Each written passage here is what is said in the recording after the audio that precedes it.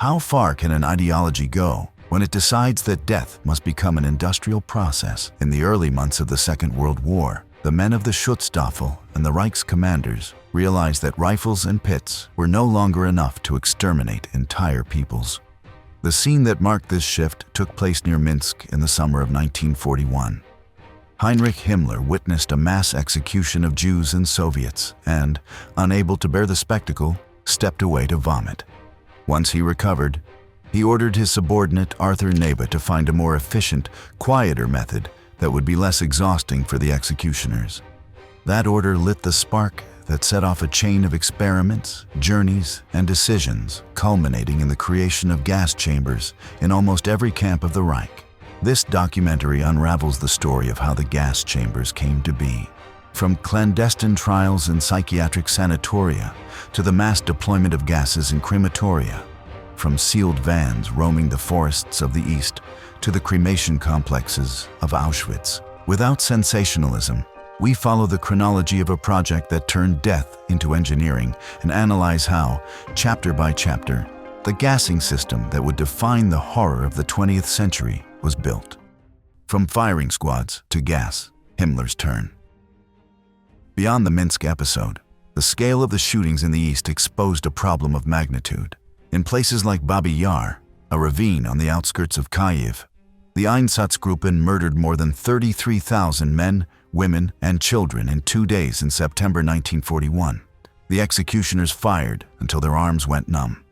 And some officers wrote that the deafening noise, the sight of blood, and the moans of the wounded made them faint or vomit. The authorities also realized that executing millions of people with rifles and machine guns would consume a significant amount of ammunition and manpower amid a war of attrition.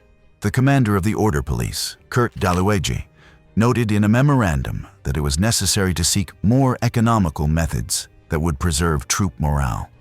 For the Nazi leadership, the search for a lethal system also answered the need to keep the extermination secret.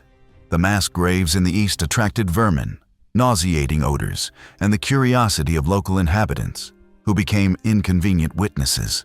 Rumors grew that the Germans were exterminating Europe's Jews, something propaganda wanted, for the time being, to keep hidden. If killing could be done in sealed facilities, out of sight, it would be easier to deny what had happened and reduce the exposure of the executioners. For these logistical, psychological, and propagandistic reasons, Weissad's gas emerged as the perfect solution for the next phase of the genocide. During the first year of the invasion of the Soviet Union, SS and police execution squads swept through Belarus, Ukraine, and the Baltic territories, annihilating entire communities with volleys of rifle fire. These mass murders, known as the Holocaust by bullets, involved lining up women, men, and children at the edge of mass graves, shooting them at point-blank range and covering the bodies with earth. In the short term, commanders deemed it economical. It required no major installations and could be carried out immediately. But the accumulation of corpses, the need to dig enormous trenches, and above all, the psychological toll on the executioners soon posed a serious problem. Officers such as Arthur Nebe, head of the criminal police and commander of an Einsatzgruppe, reported to Berlin that their men suffered nervous breakdowns, nightmares, and a growing revulsion toward the work. In August 1941, Heinrich Himmler traveled to the Eastern Front to inspect operations and witness the efficiency of the killings. In Minsk, he attended a mass shooting and, according to later testimony, was shaken by the blood and the mutilated bodies. After stepping away to vomit, he summoned Nebe and ordered him to find an alternative that would eliminate victims more quickly and spare the shooters the trauma of watching their targets die. Nebe turned to the Institute of Criminal Technology to seek new methods of mass murder. The first attempt involved using explosives to bring down a shelter with dozens of prisoners inside. The blast did not kill everyone, and the wounded, groaning, forced the executioners to finish them off by hand. The next experiment took place in a mental institution in Mogilev.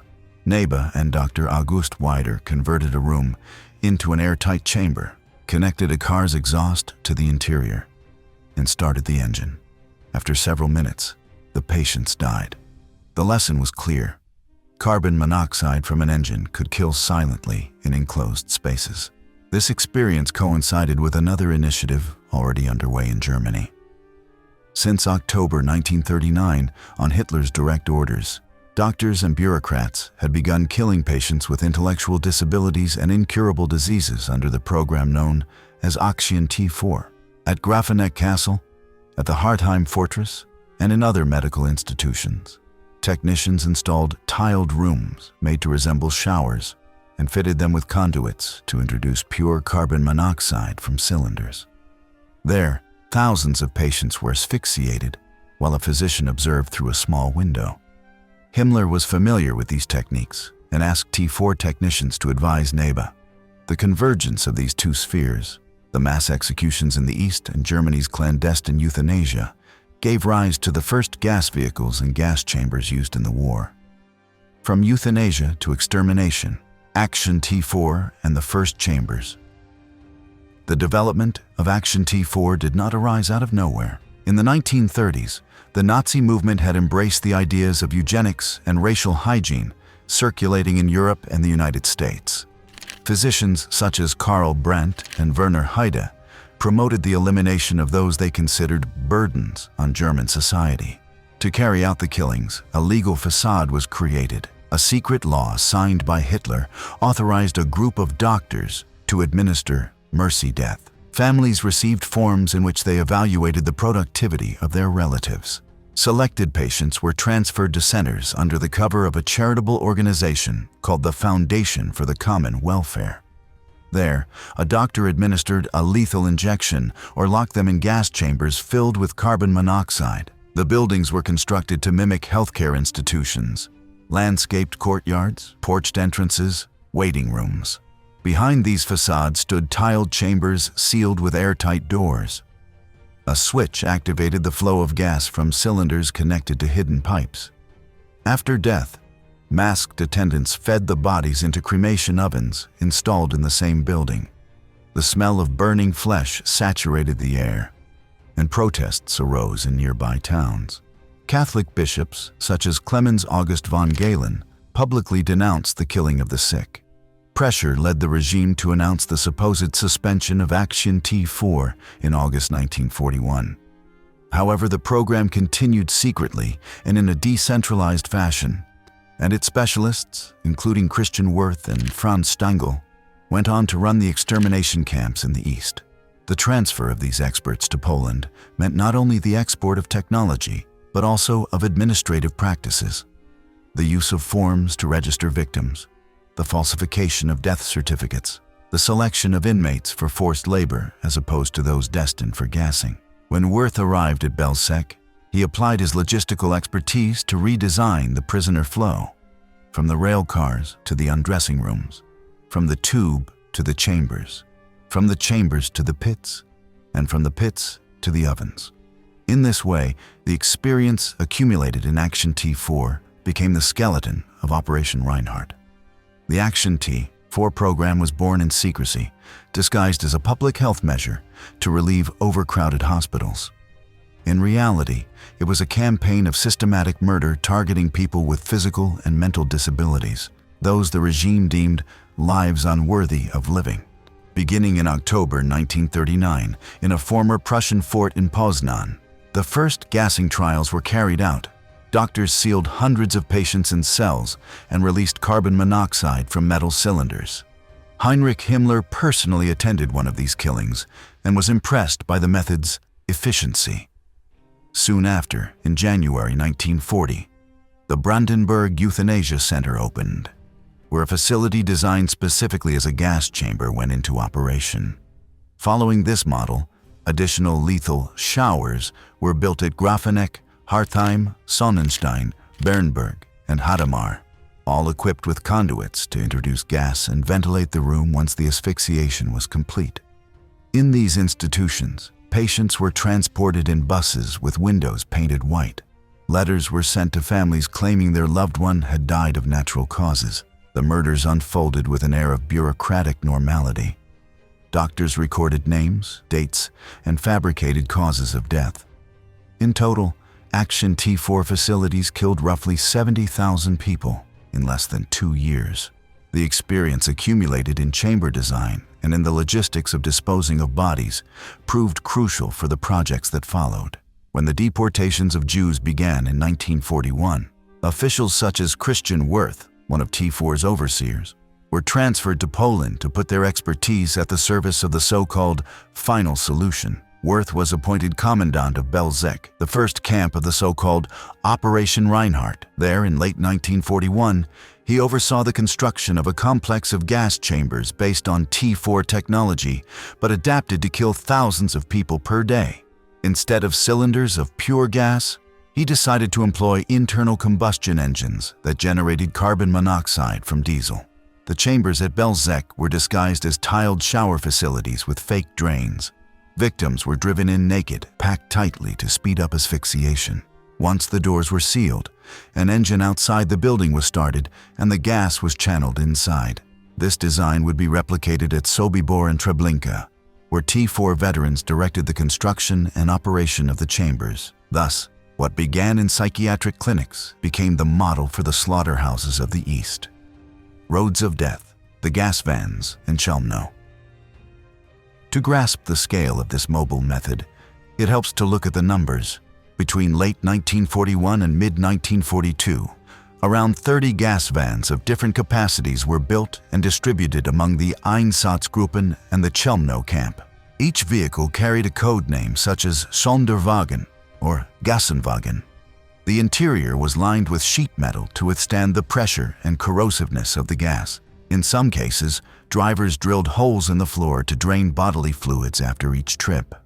Internal reports noted that the asphyxiation process lasted from 15 to 30 minutes, depending on the number of people and the outside temperature. Chelmno became the principal site of death by Von.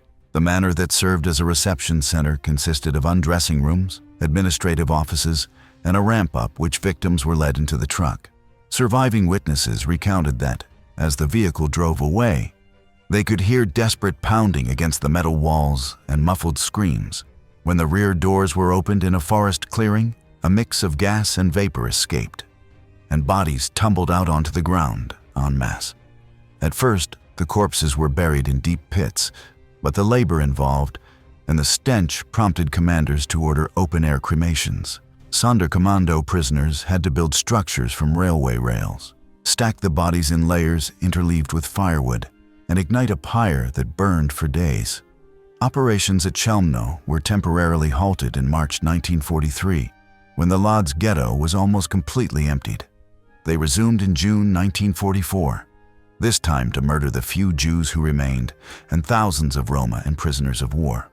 In total, at least 172,000 people are estimated to have been killed at this site. The gas-on-wheels system proved effective in rural areas lacking infrastructure, but its use also revealed its limits.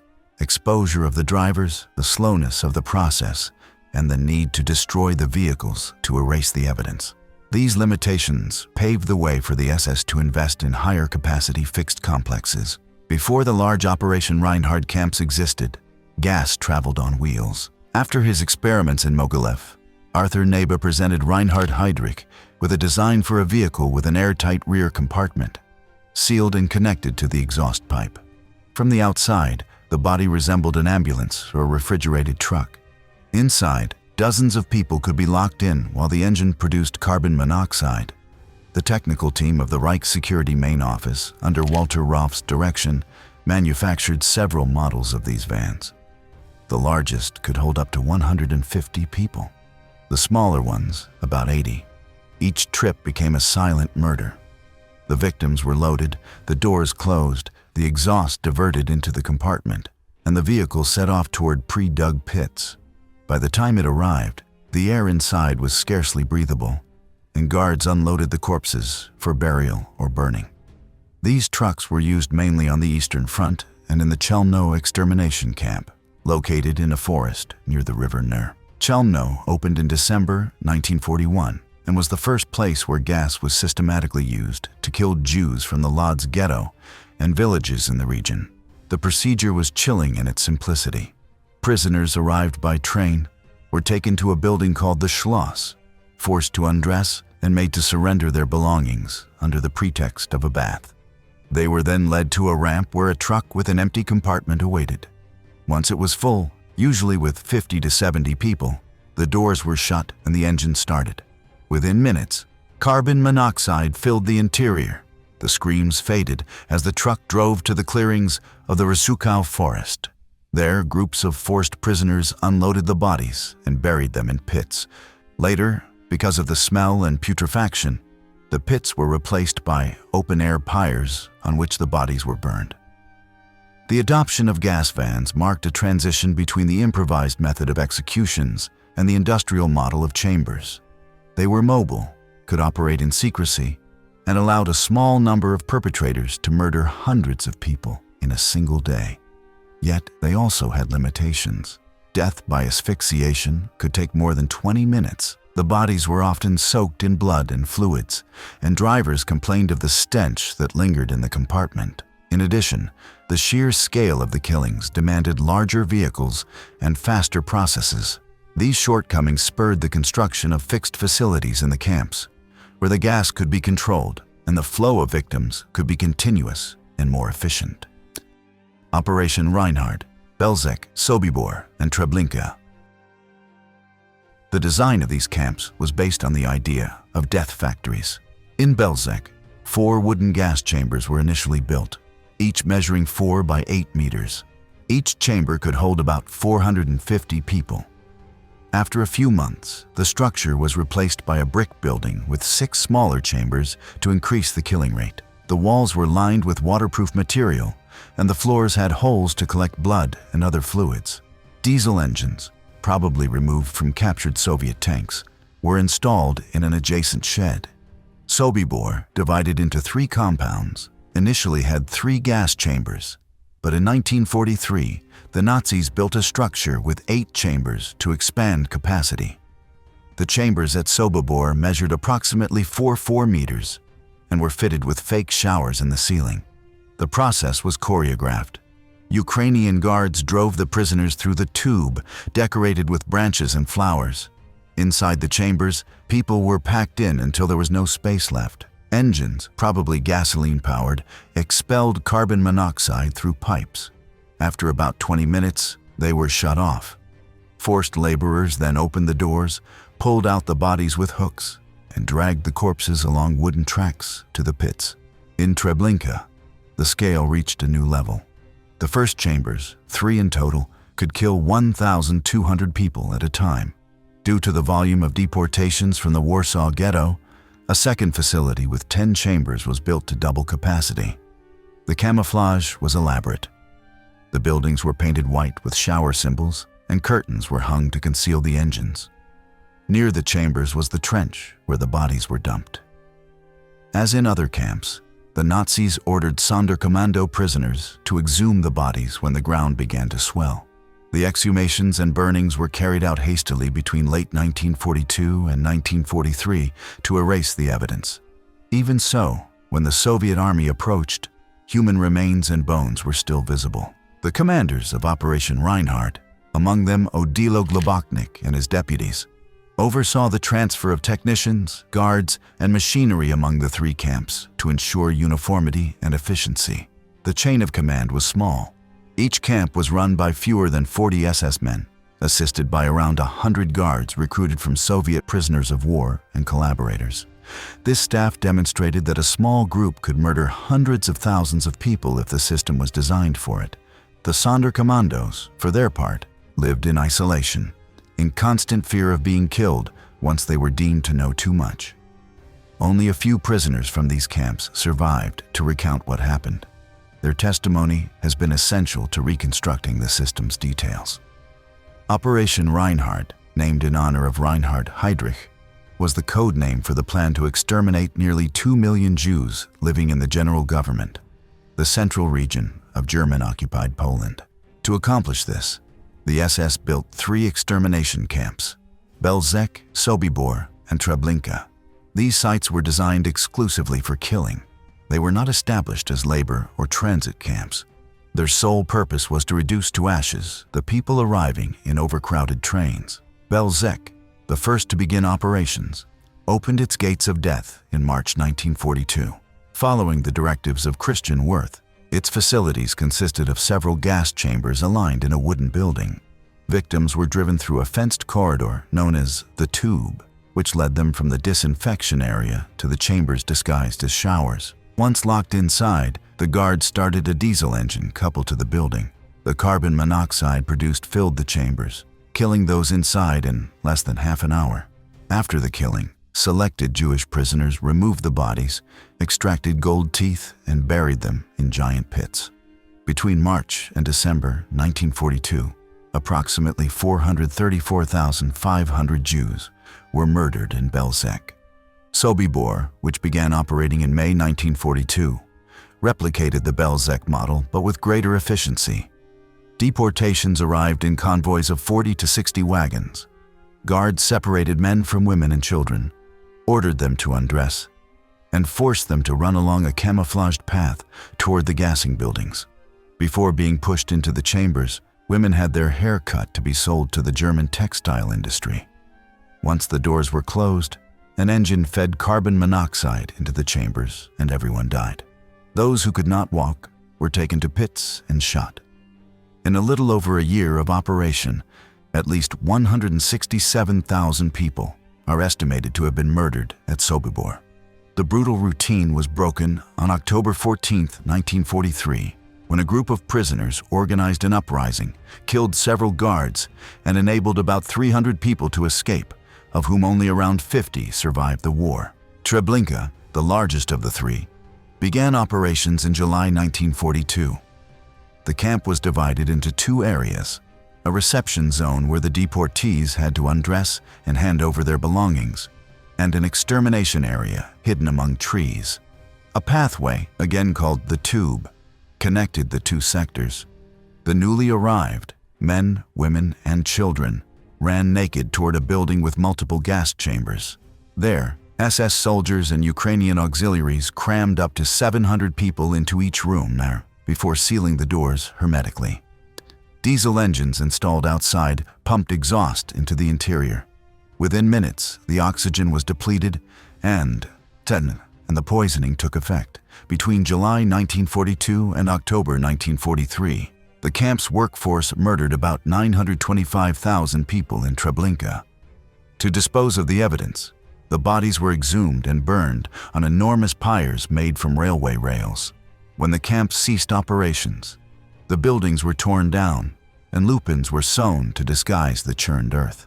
The three Operation Reinhard camps shared key features: their locations in wooded areas of occupied Poland, their clandestine operation, and their extreme killing efficiency. Unlike Auschwitz, they had no capacity for long-term accommodation. Arrival meant death. The killings occurred at such a pace that the trains became conveyor belts of bodies. The lethal success of these camps directly influenced the decisions to expand and refine the methods of murder at the Auschwitz-Birkenau complex. Zyklon B, the industrialization of gas in Auschwitz and other camps. Zyklon B itself had been developed by the German company Degesch as a pesticide starting in the late 1910s. Hydrogen cyanide was impregnated into diatomaceous earth pellets and was released slowly upon contact with air. In the Weimar years, it was used to disinfect grain warehouses, ships, and buildings infested with lice. The tins carried a bitter almond odor to alert workers to its presence. When the Nazis experimented with it at Auschwitz, they removed the odor additive in some batches so that the victims would not detect the gas. Each use of Zyklon B at Auschwitz followed a detailed procedure. After being stripped on the ramp, those selected for death entered the underground chamber and stood beneath fake sprinkler heads. SS men, wearing protective masks, went up to the roof and poured the pellets through metal shafts. The pellets fell onto grates that held them suspended to allow a gradual release of gas. At first, the victims pressed toward the door in search of air. Then they climbed over one another in chaotic piles. The process ended when no sounds could be heard. Technicians switched on fans to extract the gas, and the Sonderkommandos went in to untangle the knot of interlocked bodies. They removed the dead and transported them with wheelbarrows or freight lifts. Hair was sent to felt factories. Prostheses, watches, and rings were sorted. Clothing was washed and packed in warehouses nicknamed Canada, a symbol of abundance in the prisoners' imagination. The numbers show the scale of industrialization. It is estimated that around 1.1 million Jews, 75,000 Poles, 21,000 Roma, 15,000 Soviet prisoners of war, and thousands of others were murdered in the gas chambers of Auschwitz-Birkenau. The complex became the largest extermination center in the Nazi system. Its success inspired the Majdanek camp to adopt similar methods. Although capacity there was lower, the gas chambers in Lublin operated in much the same way. At Stutthof, the chambers were activated in 1943 to kill Jewish women deported from Warsaw and to murder sick prisoners. At Mauthausen, a gas chamber disguised as a shower room was built near the infirmary. At Sachsenhausen, a small gas room was installed next to an execution wall. At Ravensbrück, the women's camp, the gas chamber was built at the end of 1944 and operated during the final months of the war. While diesel engines served as instruments of death in the camps of the East, an even more potent poison was being tested at Auschwitz. In late August 1941, in Block 11 of the Auschwitz first camp, Captain Karl Fritsch used a commercial pesticide called Zyklon B for the first time on a group of Soviet prisoners of war. This product, composed of hydrogen cyanide, adsorbed onto cellulose pellets, had been used since the 1920s to fumigate barns and disinfect barracks. When the tins were opened in an enclosed space, the crystals released a gas that attacked the nervous system and caused death within minutes.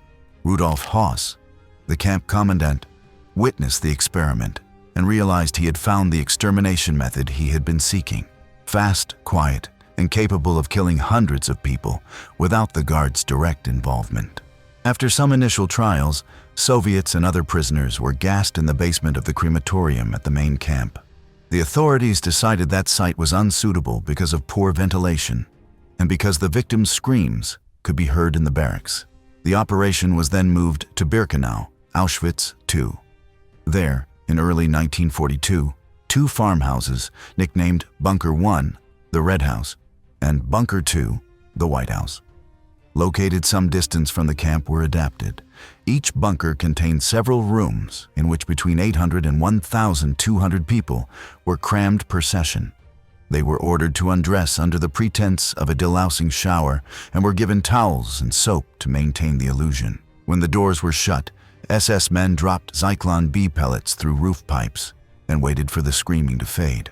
After 15 to 20 minutes, the Sonderkommandos, wearing gas masks, went in to remove the bodies, cut hair, extract gold teeth, and transport the corpses to pits or improvised furnaces. In 1943, the pace of deportations and killings forced an expansion of the killing infrastructure. At Birkenau, 4 large crematoria, numbers 2, 3, Evo, and V, were built with integrated underground gas chambers. Up to 2,000 people could be locked into each one. The design allowed the corpses to be raised by lift directly to the ovens for incineration. With this system, Auschwitz-Birkenau killed thousands of people per day. In the summer of 1944, during the deportation of Hungarian Jews, it is estimated that around 6,000 people were killed and cremated daily.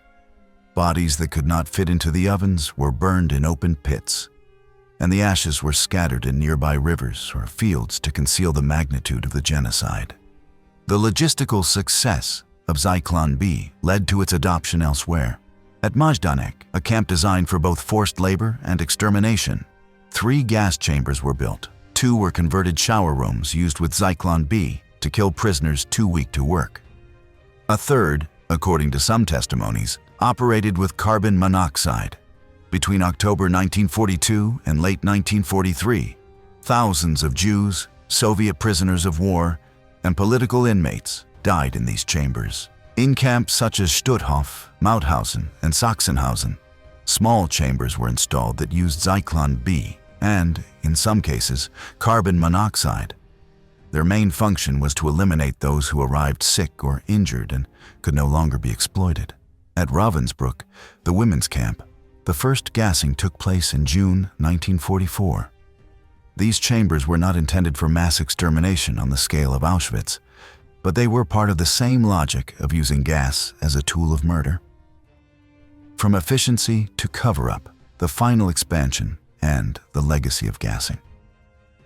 The twilight of the gassing system coincided with the Allied advance. As the Soviets liberated eastern Poland, the SS began a race against time to destroy evidence. At Treblinka, Belzec, and Sobibor, buildings were dismantled and the ground plowed. At Chelmno, the remains of the manor were burned and the bunkers demolished. At Majdanek, some chambers were taken apart, while others remained intact because the Soviet advance was so rapid that the Germans could not finish the job. At Auschwitz, the Nazis blew up crematoria 4 and V. Sassidon 3 were partially destroyed. Documents, plans, and records were burned. Even so, when Soviet and American troops entered these sites, they found piles of ashes, bones, gas canisters, and tiled rooms with openings in the ceiling. The most elaborate cover-up operations were carried out under Operation 1005, directed by Paul Blobel. This mission sent special units to exhume mass graves in Ukraine, Belarus, and Poland. Prisoners from the camps were forced to dig under extreme conditions, break apart compacted skeletons, and carry the bones to the pyres. The fires had to be kept burning day and night. Gasoline and fat were poured on to accelerate combustion. The ashes were crushed and mixed with sand or dumped into rivers. Those who worked on these tasks were often executed afterward to prevent them from telling what they had seen. Although the Nazis eliminated much of the evidence, they could not erase the testimony of survivors or the physical proof. Contemporary engineers' reports on diesel engine performance, purchase orders for Zyklon B, Himmler's memoranda demanding efficiency, and clandestine photographs taken by Sonderkommando members during a gassing became key exhibits in court. In the Nuremberg trials and later proceedings, it was established that the use of gas for extermination was a deliberate policy orchestrated from the highest levels of the Reich, not an isolated local initiative. With the end of the war, the term gas chamber came to embody the symbol of modern extermination. The memorials and museums that stand today at Auschwitz, Majdanek, Chelmno, and elsewhere preserve remnants of these structures and explain how they functioned. The account of their development, from Nebe's experiments to the assembly of thousands of tins of Zyklon B, shows how the Nazi regime transformed a racist obsession into a technologically sophisticated system of murder. To remember this history is to honor the victims and to warn of the dangers of a society that turns death into an administrative procedure. Gas chambers did not arise out of thin air. They were the result of human decisions, those of engineers, doctors, and bureaucrats who chose to sacrifice their ethics in the name of efficiency and a criminal ideology. As the war progressed and the Eastern Front collapsed, Nazi leaders adapted their methods of killing to the resources available and to the need to conceal their crimes. While crematoria were being built at Birkenau, other camps in the concentration network were equipped with small gas chambers. In places like Sachsenhausen and Mauthausen, these chambers were used to kill prisoners exhausted from death marches or sick laborers. At Stutthof, near Danzig, guards used Zyklon B to murder groups of Jewish women deported from Auschwitz and prisoners deemed unfit. These facilities were modest compared with those at Auschwitz, but they reflected how the ideology of extermination had been normalized within the Reich's machinery. The use of gas was not limited to the camps. In occupied territories, gendarmes and mobile units continued to employ gas vans to kill Jews, Roma, and Soviet prisoners of war who remained in isolated villages. The exact number of victims of these units is difficult to determine, but Einsatzgruppen reports reveal hundreds of thousands of deaths by asphyxiation on remote roads. Despite their relative efficiency, gas trucks were gradually replaced by fixed chambers because of vehicle wear, limited capacity, and the desire to centralize extermination at specific sites. At the same time as they refined their methods of murder, Nazi leaders began to worry about erasing the traces of their crimes. In 1942, under Paul Blobel's direction, the so-called Operation 1005 was set in motion. This special unit dedicated itself to exhuming mass graves in the eastern forests and incinerating the bodies on giant pyres fed with wood and petroleum. Chained prisoners crushed bones with hammers and mixed the ashes with soil to conceal any trace. In the Operation Reinhardt camps, the buried bodies were dug up and burned on structures made of rails. At Auschwitz, the crematoria operated at full capacity until the Soviet troops approached. Afterwards, the SS blew up some of the buildings and destroyed records. In other camps, gas chambers were dismantled and barracks set on fire. The goal was to wipe the crime scene from the landscape. Despite these attempts at concealment, enough material remains and testimonies survived to reconstruct the history. The ruins of Birkenau's crematoria, the foundations of the buildings at Belzec and Sobibor, the Zyklon B tins found by the Allies, and the perpetrators' confessions make it possible to understand how the gassing system worked. After the war, the Nuremberg tribunals and subsequent criminal proceedings examined the roles of physicians, engineers, and officers in the design and operation of the chambers. Many tried to justify their actions by pleading obedience or ignorance. But the records show that the creation of the gas chambers was a conscious decision by high-ranking Nazi officials to industrialize death. The legacy of the gas chambers is a grim reminder of how technology and bureaucracy can be harnessed to serve genocide. From the scene of Himmler vomiting in Minsk to the seemingly innocent showers of Auschwitz, the trajectory of gas reveals the shift from direct killing to impersonal massacre. The chambers became symbols of modern evil, cold rooms designed to kill human beings in minutes, maintained by teams of engineers and medical orderlies, and hidden behind euphemisms like disinfection or bath. Each time a memorial is visited or the ruins of these places are contemplated, it is essential to remember that behind the numbers lie the stories of victims torn from their homes, deceived with the promise of a wash, asphyxiated, and reduced to ashes. Although the world has since forcefully condemned such crimes, the study of gas chambers remains relevant. It reveals how a regime chose to rationalize death and how its leaders, obsessed with racial purity and efficiency, turned to doctors, technicians, and bureaucrats to achieve it. Understanding the evolution of the gassing system helps us stay alert to any attempt to dehumanize entire populations through technology or propaganda. Gas was an instrument, but the decision to use it was born of the ideology and the fears of those who, in the name of power, sought to exterminate.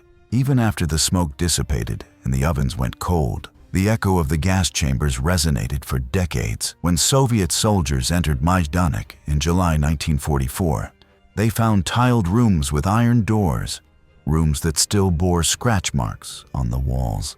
The Americans who liberated Dachau and Mauthausen discovered small installations with fake showers that had been used to kill exhausted prisoners. At Ravensbrück, liberated in April 1945, surviving inmates showed the soldiers the chamber where their companions had been asphyxiated just months before. The faces of the liberators, captured in photographs of the time, reflected disbelief at the magnitude of the crime. In the years that followed, judges and prosecutors studied documents and heard testimonies to bring the perpetrators to justice. The doctors of Aktion T4, the engineers of the gas vans, the commanders of Operation Reinhardt, the managers of chemical companies, and the heads of Auschwitz were questioned about their involvement. Some were convicted and executed. Others received lighter sentences or resumed their careers after the war. For survivors and the families of victims, the sense of injustice persisted, along with the determination to tell the story. Knowledge of how the gas chambers were invented, refined, and implemented has become an essential element of Holocaust memory. Museums recreate the paths of the victims so that new generations can understand the sinister logic of extermination. The history of Nazi gassing has also served as a warning in debates about technology and ethics. It demonstrates that technical progress without human values can culminate in atrocities. Today, in the face of hate speech and dehumanization, remembering this evolution is a form of resistance. Each time the word shower or chamber is spoken in these museums, it evokes not only death, but the commitment not to forget what ideology and technology, united, were capable of doing.